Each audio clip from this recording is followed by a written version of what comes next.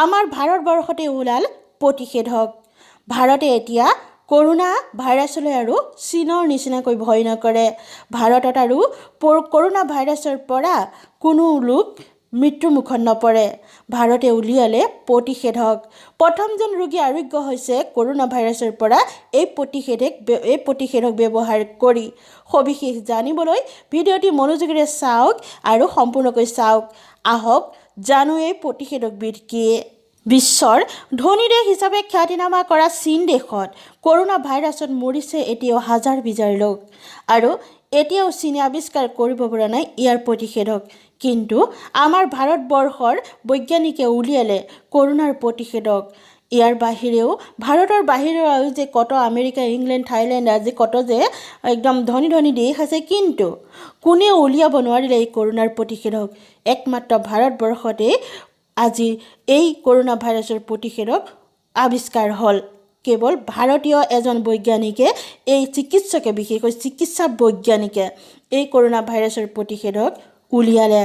আজি হাজাৰ হাজাৰ মানুহ মৃত্যুমুখলৈ ঠেলি পঠিওৱা, হাহাকাৰ সৃষ্টি কৰা, সকলোকে প্ৰতি মুহূৰ্ততে ভয়ত বিতত কৰি ৰখা এই কৰোনা ভাইৰাছ আৰু এতিয়া ভয় কৰিবলগীয়া বস্তু হিচাপে থকা নাই। ইয়াৰো প্ৰতিষেধক ওলাল। এতিয়া আমাৰ ভাৰতবাসীয়ে এই কৰোনা ভাইৰাছৰ পৰা আতংকিত হৈ থকাৰ কোনো প্ৰয়োজন নাই। ময়ো দিছোঁ বহুত ভিডিঅ' কৰোনা ভাইৰাছৰ ওপৰত।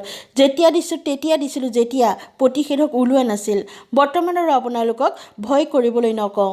এতিয়া ভয়ৰ কথা নাই। কৰোনা ভাইৰাছৰ প্ৰতিষেধক এতিয়া আমাৰ হাতত। যিহেতু ভাৰতবৰ্ষত 3জন ৰোগীৰ এই কৰোনা ভাইৰাছত এটেক হৈছিল, কৰোনা ভাইৰাছে আক্ৰমণ কৰিছিল। তেওঁলোকক এনেকুৱা পৃথককৈ ৰখা হৈছিল যে তেওঁলোকৰ পৰা আৰু যাতে এই বীজাণু সংক্ৰমিত হ'ব নোৱাৰে। সেই 3জন যি ৰোগী, সেই ৰোগীৰ তেজ পৰীক্ষা কৰি জানুৱাৰী 30 তাৰিখতে পোহৰলৈ আহিছিল যে এইকেইজন ৰোগী কৰোনা ভাইৰাছত আক্ৰমণ হৈছে, কৰোনা ভাইৰাছ হৈছে তেওঁলোকৰ। আৰু সেইকাৰণে তেতিয়াৰ পৰা, সেই মুহূৰ্তৰ পৰাই আমাৰ ভাৰতবৰ্ষৰ চিকিৎসকে লাগি গৈছিল যে কেনেকৈ এই কৰোনা ভাইৰাছ নিৰাময় কৰিব পাৰি। আৰু সৰ্বশেষত সেইকেইজনক যি প্ৰতিষেধক উলিয়াইছিল, যি প্ৰতিষেধক আমাৰ চিকিৎসা বিজ্ঞানৰ বৈজ্ঞানিকে উলিয়াইছিল, সেয়া তেওঁলোকক প্ৰয়োগ কৰিছিল।